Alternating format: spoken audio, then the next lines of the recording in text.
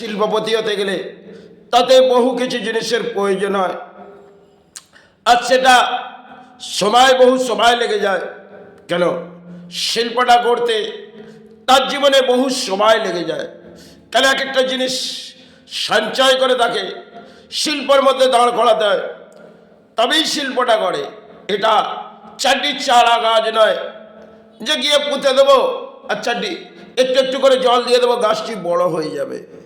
কিন্তু একটা শিল্প গড়তে গেলে বহু বহু রক্ত ঝরে যায়। কেন? শারীরিক দেহের মধ্যে বহু পরিশ্রম হয়। যেই পরিশ্রমটা হওয়ার পর অনেক পসিনা হয়ে যাবে। কেন? তবে শিল্পটা সৃষ্টির আবির্ভাব হবে। কেন? শিল্পটা যে মানুষই করুন না কেন, শিল্প করতে গেলে তাকে জীবনে লড়াই করতে হবে, আর সেই লড়াই সে বিফলও হয়। কারণ অর্থ যেভাবে তার সঞ্চয় চলে যায়, বহু তাকে লড়াই করে একটা শিল্প দাঁড় করাতে হয়। কখনো তার জীবনের শিল্পটা ভেঙে ছাড়খাড় হয়ে যায়, কখনো দেখা যায় একটা শিল্প তো গড়লাম, আর গড়ার পর অগ্নি শিকার মাঝে অর্থ চলে গেল। কারণ শিল্পটা করতে গেলে এই দাম্পত্য জীবনে সেটা বহু লড়াই। আমরা বর্তমান সময় একটা আবেগ যেটা রাজ্যের বাদ থেকে শুনে আসছি, যে শিল্প গড়ে উঠছে, আর শিল্পটা বহু কেউ গড়ে দিলেন, কিন্তু আজও শিল্প সেই শিল্প গড়ে উঠল না, খালি ব্যাখ্যাটা গড়ে উঠল।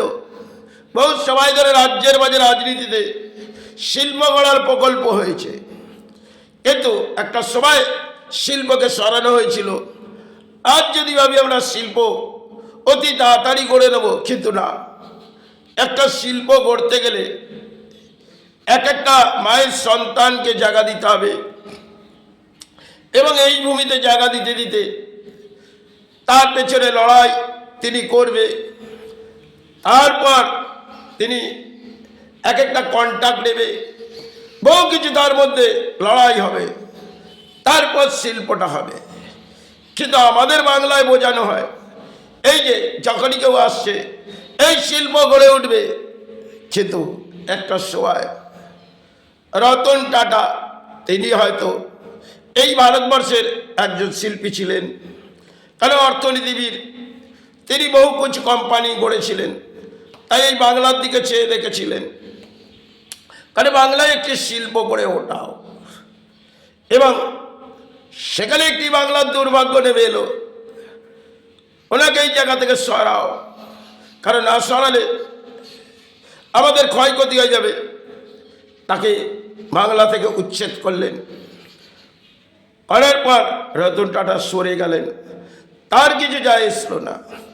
তিনি যেটা করে যেতে চেয়েছিলেন, এবার রাজ্যের যে মুখ্যমন্ত্রী ছিলেন তিনি যেটা করতে চেয়েছিলেন, সেটা আমাদেরই বাধা সৃষ্টি করা হয়েছিল একটা রাজনীতির মাঝে। সেই রাজনীতির মাঝে যখন বাধা সৃষ্টি হলো, আজও সেই শিল্প গড়ে উঠল না। আর নতুন করে এই বাংলার শিল্প করতে গেলে তার পেছনে অধিক সময় এখন লেগে যাবে। হয়তো কিছুটা চিৎকার হবে যে আজ এই ব্যাখ্যাটা হচ্ছে, শিল্প গড়ে উঠছে, কাল গড়ে উঠবে কিনা জানি না। এটা তো বহু সময় ধরে শিল্পর আবির্ভাব বহু কেউ করেছে, কিন্তু বাংলায় শিল্প গড়ে ওঠাটা অতি কঠিন বর্তমান দিনে। হ্যাঁ, কিছুটা ব্যাখ্যা মিডিয়ায় দেখায়, আর কিছুটা ব্যাখ্যা নেতারা দেখিয়ে যায়, কিন্তু শিল্পটা যখন এক একটা মায়ের সন্তান সেই জায়গায় গড়বে, তাহলে যে কত অর্থ মেটাবে, তারপর শিল্পটা গড়ে উঠবে। কারণ বহু জিনিসের প্রয়োজন, তবে শিল্পটা গড়ে উঠবে। একটি বাসস্থান বানাবে শিল্পর জন্যে, বহু কিছু মেশিন আবির্ভাব করবে, তারপর তো শিল্পটা হবে।